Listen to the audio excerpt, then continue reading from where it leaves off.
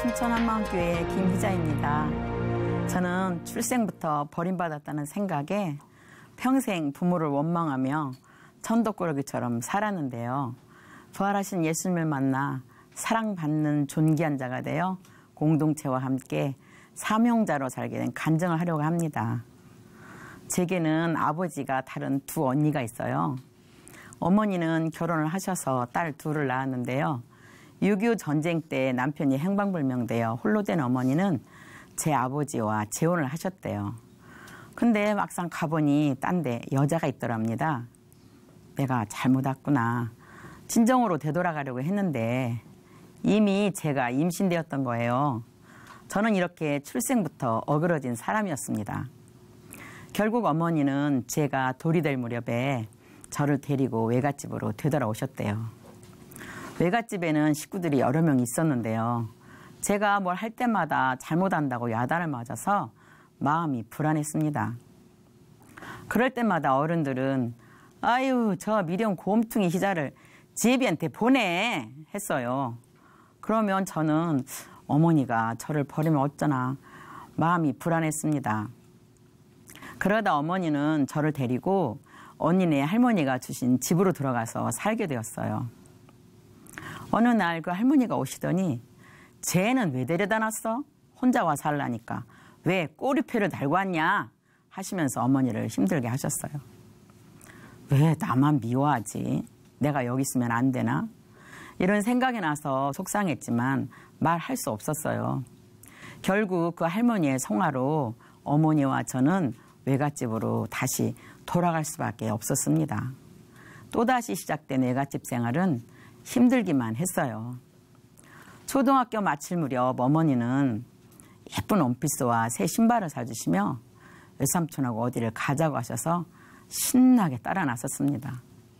기차에서 내린 외삼촌과 어머니는 어느 집 앞에 저를 데려다 놓고 순식간에 어디로 가버린 거예요. 나중에 알고 보니 그곳은 제 아버지 집 앞이었습니다. 한나절을 두 다리를 뻗고 울다가 지쳐 넋놓고 있는데 어떤 아줌마가 나오더니 너 네 엄마한테 가려면 가고 그렇지 않으면 들어와 호통을 쳤어요. 다시는 엄마를 보나 보자 하는 마음을 품고 할 수 없이 저는 아버지 집으로 들어갔습니다.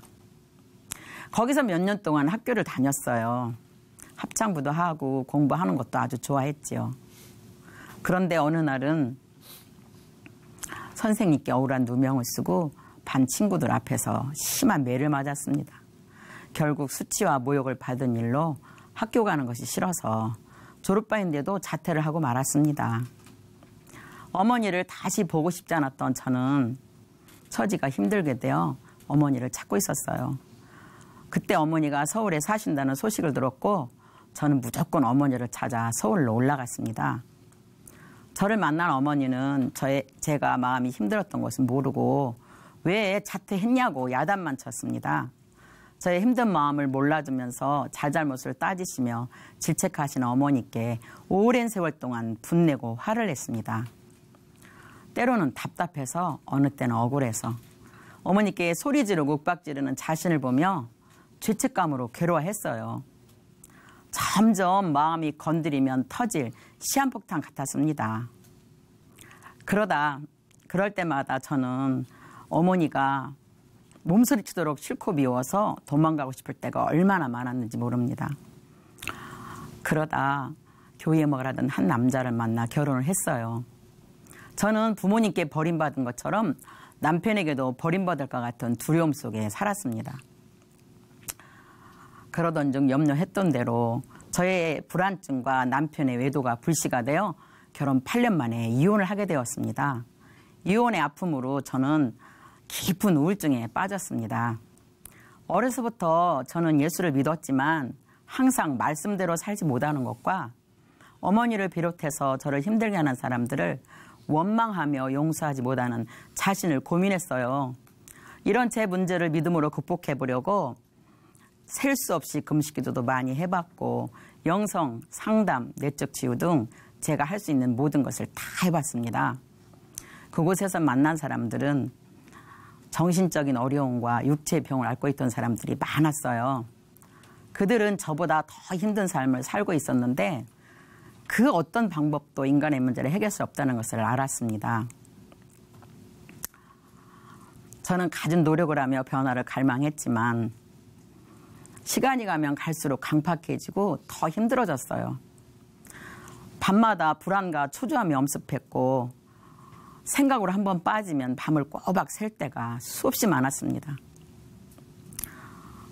저는 또 성경 말씀을 많이 읽으면 죄를 버릴 수 있다는 어느 사역자의 말을 듣고 10여 년간 두문 불출하고 성경 말씀만 읽기도 했어요. 그런데 삶은 변하지 않았고 죄책감만 더해갔습니다. 저는 하나님을 오해하고 원망했어요. 내가 죄가 많아서 하나님이 나를 버리셨구나. 예수 믿는 것이 왜 이렇게 힘들지? 이대로 그냥 죽었으면 좋겠다는 생각만 했어요. 그 무렵 아는 분한테서 전화가 왔습니다. 집사님 혹시 춘천 한마음교회 아세요? 하는 말에 아유 말도 꺼내지 말아요. 저는 한마디로 잘라버렸습니다. 저는 변화받으려고 너무 많이 돌아다녀서 더 이상 방황하고 싶지 않았고 지칠 대로 지친 저는 만사가 귀찮았어요. 근데 그 목사님이 부활을 전하시면서 왜 사람이 변하지 않을까 그걸 연구하셨대요 하는데 저는 깜짝 놀랐습니다. 야 여기 뭐가 있겠다 싶어서 유튜브에서 목사님의 집회 영상을 새벽 2, 3시까지 뒤져봤습니다. 부활을 말씀하시는데 뭔가 제가 알고 있는 부활과 다르다는 생각에 다음날 한 걸음에 교회로 달려왔어요. 예배가 시작되었고 찬양 중이었어요. 지금 당신이 외로워서 눈물 짓는 이유는 하는데 주체할 수 없는 눈물이 펑펑펑 쏟아지는 겁니다. 예수를 믿지 않기 때문이죠 라는 가사를 들어보니 내 신앙에 뭐가 문제가 있나 보다 생각이 들었어요.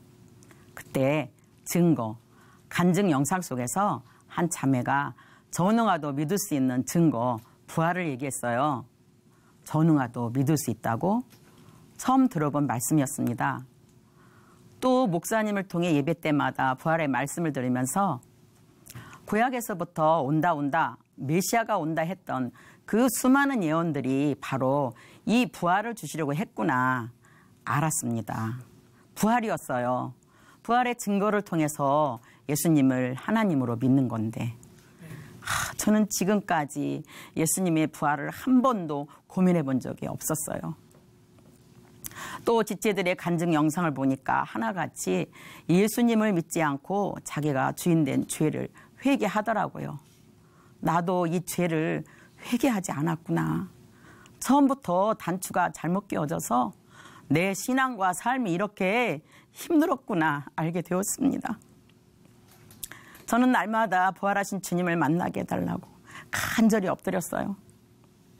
그러던 어느 날 누가복음 24장 읽다 보니 부활하신 예수님이 제자들에게 나타나셔서 영은 살과 뼈가 없으되 너희 보는 바와 같이 나는 있느니라 하시며 생선도 잡수셨어요. 또 모세의 율법과 선지자의 글과 시편의 나를 가리켜 기록된 모든 것이 이루어져야 하리라 한 말이 이것이라 하시고 예수님이 예언을 풀어주시면서 이 예언대로 내가 이렇게 부활했다 하신 거예요. 너무도 확실한 예언의 성취, 그게 이 말이었어요. 성경을 풀어주실 때 제자들의 눈이 밝아진 것처럼 저의 눈도 밝아졌습니다. 그러니까 시편의 부활에 대한 예언, 이것이 사도행전 2장에서 베드로가 처음으로 전했던 복음입니다. 너희가 죽인 예수를 하나님이 주와 그리스도가 되게 하셨다. 말씀을 선포할 때 3,000명의 사람들이 그 나사렛의 청년 예수 늘 그가 말한 대로 진짜 하나님이셨구나. 하나님이셨어. 어찌할꼬 했던 겁니다. 성경에 예언된 대로 한 아기, 한 아들을 우리에게 주신 바 되었는데 그 아기가 바로 예수님이셨어요. 사람으로 이 땅에 오신 그 예수님이 내가 하늘에서 왔다. 나와 아버지는 하나다. 나는 아브라함 이전부터 있었다. 나는 생명의 떡이다 하시며 그렇게 많은 표적을 보여주었는데도 예수님을 믿지 않았어요. 제자들은 죽은 예수님이 살아난 것을 보고 난 후에야 그분이 정말 하나님이셨구나 알아본 거예요. 십자가 앞에서 두려워서 도망갔던 제자들은 죽음을 두려워하지 않고 죽은 예수가 살아나셨다 전할 수밖에 없었던 겁니다. 그들은 죽음을 넘어선 영원한 나라를 본 겁니다. 그들은 확실히 부활하신 예수님을 직접 본 거예요. 아, 예수님이 진짜 부활하셨구나. 부활하셨어. 입버릇처럼 날마다 살아계신 하나님 찾았던 그 하나님이 진짜 살아계셨어요. 부활하신 예수님은 전능하신 하나님이셨고 만왕의 왕이셨습니다. 저를 만드신 창조주 하나님이셨습니다. 그분 앞에 서니 제 모습이 보였어요. 외식과 불법으로 가득했던 바리새인과 같은 자가 바로 저였습니다. 겉만 번지르하고 속에는 죽은 사람의 뼈로 가득한 회칠한 무덤과 같은 자였어요. 나는 그토록 예수님을 믿는다고 생각했는데 예수님이 누구신지도 모르고 살았다니 어떻게 예수님이 나를 위해 죽어주셨는데 이걸 어떻게 이제야 알았을까. 하나님 아버지 잘못했습니다. 제가 죽을 죄인입니다.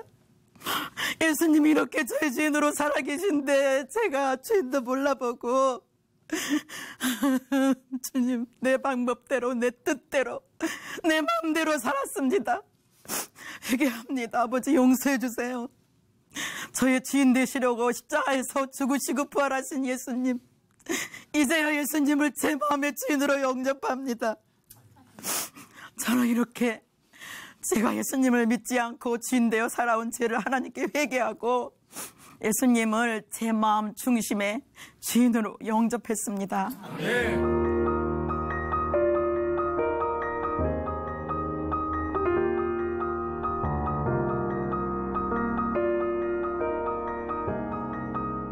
예수님을 영접하고 나니 한 번도 맛볼 수 없었고 한 번도 누릴 수 없었던 참 기쁨과 평강이 제 안에 넘쳐 흘렀습니다. 죄책감으로 고통받고 죽음의 공포 때문에 잠도 못 자고 생각이 너무 복잡했던 제게 예수님의 평안이 임했습니다. 진리가 너희를 자유케 하리라 하신 말씀이 제게 실제가 되었어요. 외양간에서 나온 송아지처럼 저는 기뻐 뛰는 자가 되었습니다. 사냥꾼이 올무에서 벗어난 새처럼 저는 영원히 자유한 자가 되었습니다. 그동안 사랑받지 못하고 천덕꾸러기처럼 살았던 제 옛사람은 예수님과 함께 십자가에 못 박아 죽었습니다. 이제는 예수님의 부활로 사랑받는 존귀한 자가 되어 하늘에 속한 왕같은 제사장이 되었고 하나님을 아바 아버지라 부를 수 있는 하나님의 자녀가 된 거예요. 아멘. 지금까지 모든 것을 잃고 모든 것이 막혀서 힘들게 살아온 것은 부모님 때문도 아니었고 제가 예수님을 믿지 않고 살았기 때문입니다. 아멘. 포로되고 눈멀고 눌려 지옥 같은 생각에 갇혀 살던 저를 버리지 않고 기다려주셔서 부활하신 예수님을 만나게 해주신 이 은혜와 사랑이 얼마나 감사한지요. 저는 부활의 주님을 만난 후 예수님의 십자가의 사랑이 남의 얘기가 아니라 내게도 주신 사랑인 것을 알았습니다. 하나님께 버림받았다고 하나님을 오해하고 원망했던 제게 너무도 큰 십자가의 사랑이 부어졌습니다. 저는 최고의 사랑이신 예수님과 동행함으로 모든 것을 다 가진 자가 되어 풍성한 삶을 누리고 있어요. 저는 또 더 좋은 부활체를 소망하며 교회 공동체와 함께 기쁨으로 달려가고 있습니다. 이제는 하나님이 주신 교회 공동체, 하나님이 주신 하늘가족 공동체가 얼마나 소중한지 알았습니다. 나밖에 몰랐던 문둥병자 같은 제가 공동체 안에서 연약한 자들을 위하여 기도로 섬기며 사랑하는 자가 되었어요. 저는 평생 어머니를 용서하지 못할 것 같았어요. 그런데 예수님을 만난 후 어머니가 사셨던 시대와 환경을 생각하며 어머니 마음속으로 들어가 보니 오직 저를 향한 사랑뿐이었음을 알게 되었습니다. 그래서 하나님께 회개하고 어머니께도 저를 이 땅에 태어나게 해주셔서 감사하다고 하며 용서를 구했습니다. 어머니와 저는 미움이 사라지고 이제 사랑하는 모녀지간이 되었는데요. 지금 어머니는 91세이신데요. 예수님을 주인으로 모시고 건강히 회복되셔서 저와 함께 새벽기도도 하고 즐겁게 신앙생활을 하고 계십니다. 평생 버림받았다는 생각하며 부모를 원망하며 살았던 제가 예수님의 부활로 사랑받는 존귀한 자가 되었는데요. 이제 하나님의 핏값으로 산 교회 공동체와 함께 생명 다해 사명자로 살겠습니다. 예수님 사랑합니다. 감사합니다.